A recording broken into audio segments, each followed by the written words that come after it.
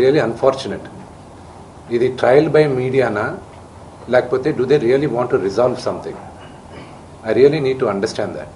ఈరోజు morning news పేపర్స్లో నాన్నగారి గన్స్ సరెండర్ చేయాలి అని చెప్పి నాన్నగారికి నోటీస్ జారీ చేసిందని చెప్పారు. ఈరోజు మార్నింగ్ 10:55 మాకు వచ్చి నోటీస్ ఇచ్చారు. అంటే మేము న్యూస్ పేపర్లో చదివితే మాకు తెలుస్తున్నాయి ఇలాగా కమిషనర్ గారిని కలవాల్సి వస్తుంది అది ఇదని. ఈరోజు తెల్లారుజామున నాకు 9:30కి నోటీస్ జారీ చేశారు. I didn't understand why I was called, but out of respect to the commissioner నేను ఆయన కలుస్తాను. కానీ 9:30కి నాకు నోటీస్ ఇచ్చి 10:30కి వచ్చి హాజరవ్వమంటే ఆన్ వాట్ బేసిస్ నన్ను పిలిచారు? Do they know that I was not in the country? నేను అసలు కంట్రీలోనే లేను. నేను మార్నింగ్ వచ్చాను. And what basis are they calling me? What protection has a given my father? నిన్న మీరు చూసారు, మీరందరూ ఆల్ పాత్రిక సోదరులందరూ ఉన్నారు. You saw how it is.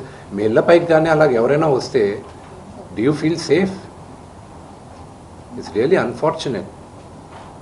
అది ఇంకా respecting the chair of the commissioner వాళ్ళు పిలిచారు కాబట్టి నేను కలుస్తాను. కలవాల్సిన అవసరం నాకు లేదు. As per law I don't have to meet them.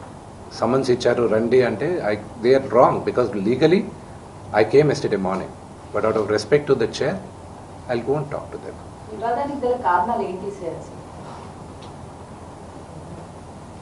See, families are complicated, ante. ఆత్మగౌరవ పోరాటం చేస్తున్నా అంటున్నారు అనుష్కర్, మీరేం చెప్తారు?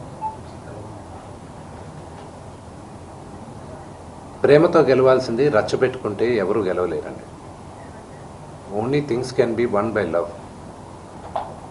నాన్నగారు ఏంటో ఆయన మనస్తత్వం ఏంటో ప్రతి ఒక్కరికి తెలుసు.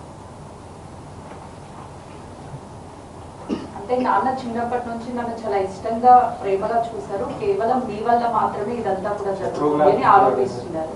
మీరు శత్రువుగా చూస్తున్నారు, తమ్ముడుగా ఆయన గురించి నెగిటివ్ గా మీరు పోర్ట్రే చేశారు, అందుకని ఇష్యూకి కారణమైంది అని అంటున్నారు. నాన్న మీద ఎప్పుడూ నాకు గౌరవం ఉంటుంది అని చెప్తున్నారు మనసులో, మీరేం చెప్తారు? దాని గురించి చెప్పేది ఏం లేదండి. వాళ్ళు పొట్టజించుకుంటే పేగులు కాలిపోయిన పడుతుంది. ఫ్యామిలీ గురించి ఐ విల్ నెవర్ స్పీక్. చెప్పచ్చు, ఇమ్మెచ్యూర్గా కొంతమంది మాట్లాడచ్చు, చిన్నవాడు కదా అని నేను తను మాట్లాడచ్చు, అవగాహన లేకుండా మాట్లాడచ్చు. But I just keep quiet.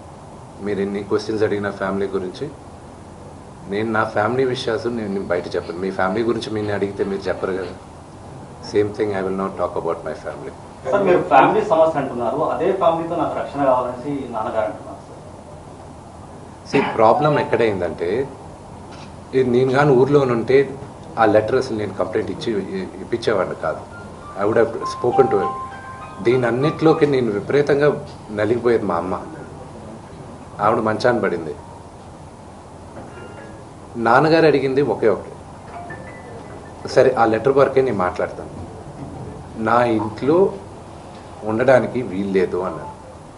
అంతవరకే మాట్లాడుతున్నాను, అంతవరకే. కానీ ఫ్యామిలీ గొడవ వల్ల మీరు తమ్ముడిని ఇంట్లో ఉండొద్దు అంటాం కారణం ఏంటి? తమ్ముడితో అభద్రతను ఫీల్ అవుతున్నారా? తమ్ముడు ఆస్తి అడుగుతున్నాడా? తమ్ముడు పెళ్లి చేసుకున్న వివాహం మీకు నచ్చలేదా? అగైన్ మీరు అడిగింది ఏదైనా సరే నా ఫ్యామిలీ ఇష్యూస్ని మాట్లాడు. నేను లెటర్ పెట్టిన దాని గురించే మాట్లాడతాను. ఇవన్నీ మీరు ఏమన్నా